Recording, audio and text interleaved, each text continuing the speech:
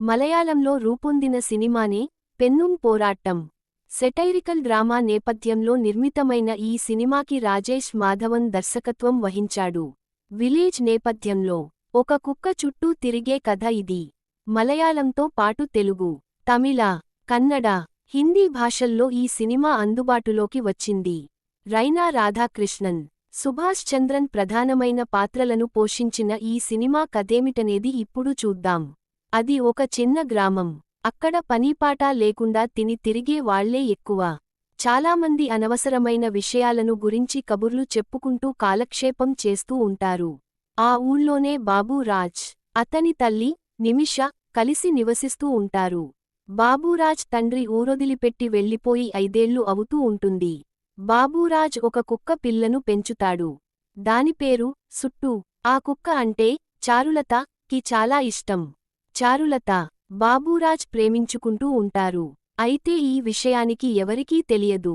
ఆ ఊళ్లోని కుమార్ అనే యువకుడు చారులతపై మనసు పారేసుకుంటాడు. ఆమె పట్ల తనకి గల ఇష్టాన్ని గురించి వాయిస్ మెసేజ్ చేస్తాడు. చారులతతో చీవాట్లు తింటాడు. తన అన్నయ్య చారుహాసన్ ఊరు నుంచి వచ్చిన తరువాత అతనితో చెబుతానని బెదిరిస్తుంది. చారులతకి కుమార్ చేసిన మెసేజ్ గురించిన విషయానికి గుప్పుమంటుంది. దాంతో ఆమె పేరెంట్స్ కోపంతో ఊగిపోతూ ఉంటారు. చాలా కాలంగా బోనులో బంధించి ఉంచిన కారణంగా సుట్టు విసిగిపోతుంది. ఒక రోజున నిమిష కరిచి అక్కడి నుంచి బయటపడుతుంది. అడ్డొచ్చిన వారికి తన ప్రతాపాన్ని చూపిస్తుంది. దాంతో కుక్కకు పిచ్చి ఎక్కిందని ఊళ్ళోవాళ్లంతా భావిస్తారు. ఆ కుక్కను చంపడానికి వెంటపడతారు. ఈ విషయానికి తెలుసుకున్న చారులత ఏం చేస్తుంది? సుట్టును ఆమె కాపాడగలుగుతుందా? కుమార్తో ముడిపెడుతూ ఊళ్ళో తన గురించి జరుగుతున్న ప్రచారాన్ని ఎలా ఎదుర్కొంటుంది అనేది మిగతా కథ. గ్రామాలలో ప్రచారాలు ఎలా నిజమవుతాయి, అవి ఇతరుల జీవితాలను శాసించడానికి ఎలా ప్రయత్నిస్తాయి అనే ఒక ప్రధానమైన అంశం చుట్టూ అల్లుకున్న కథ ఇది. ఒకే గ్రామం. ఒక వైపున చారులత జీవితం, మరోవైపున ఆమెకి ఇష్టమైన కుక్క జీవితం ఈ కథలో ప్రధానమైన విషయాలుగా కనిపిస్తాయి. ఈ 2 అంశాల చుట్టూ కథను అల్లుకుంటూ వెళ్లిన తీరు ఆకట్టుకుంటుంది, ఆలోచింపజేస్తుంది. సమాజంలో కొంతమంది వ్యక్తులు ఇతరుల జీవితాలను తాము కోరుకున్నట్టుగా ప్రభావితం చేయాలని చూస్తారు. కుక్కను చంపాలంటే ముందుగా అది పిచ్చిదనే ముద్రవేయాలి అన్నట్టుగా, పెళ్లివైపు నడిపించాలంటే ముందుగా పరువుపై దెబ్బకొట్టాలి అనేట్టుగా ఆలోచన చేస్తుంటారు. అలాంటి ఒక గ్రామం చుట్టూ అల్లుకున్న ఈ కథ మనుషుల స్వరూపాలను, స్వభావాలను సహజత్వానికి దగ్గరగా ఆవిష్కరిస్తుంది. సాధారణంగా విలేజ్ నేపథ్యంలో చాలా సినిమాలు రూపొందుతూనే ఉంటాయి. అయితే విలేజ్లోని వాళ్లందరినీ పాత్రలుగా ఆవిష్కరించిన కథ ఇది.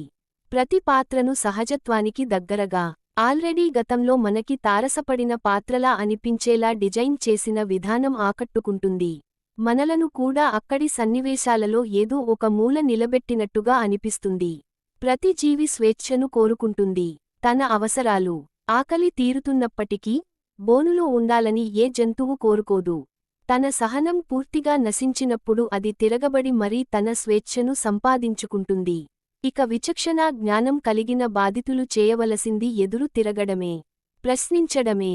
నచ్చినట్టుగా బ్రతకడంలోనే అసలైన ఆనందం ఉందనే విషయాన్ని వినోదాన్ని జోడిస్తూ చెప్పడమే ఈ కథలోని గొప్పతనం. సాధారణంగా ఏ గ్రామంలోనైనా పనిలేని వాళ్లంటూ కొంతమంది కనిపిస్తూ ఉంటారు. వాళ్లంతా తమ ఊహాగానాలను ప్రచారంలోకి తీసుకొచ్చి అవి నిజమని ఇతరులు నమ్మేలా చేస్తారు. వాళ్లలో గుడ్డిగా నిర్ణయాలు తీసుకునేవారు కొందరైతే, అంతే గుడ్డిగా వాటిని అనుసరించేవాళ్లు మరికొందరు. తమ హీరోయిజాన్ని చాటుకోవడానికి ప్రయత్నించేవాళ్లు ఇంకొందరు. అలాంటివాళ్లకు సమాధానాన్ని, బాధితులకు సందేశాన్ని ఇచ్చేలా ఈ కథను ఆవిష్కరించిన తీరు మెప్పిస్తుంది. ఇష్టం లేని చోటు నుంచి పారిపోవడం కోసమే ఇంతటి విశాలమైన ప్రపంచం సృష్టించబడింది అనే మాట ఈ కథ మొత్తాన్ని ఒక్కో ముక్కలో తేల్చి చెబుతుంది. నిజంగా అందరూ ఒక గ్రామస్తులేనేమో అనేంత సహజంగా ఆర్టిస్టులు చేశారు. ఫోటోగ్రఫీ, నేపథ్య సంగీతం, ఎడిటింగ్ కథకు మరింత సపోర్ట్ చేస్తూ సాగుతాయి.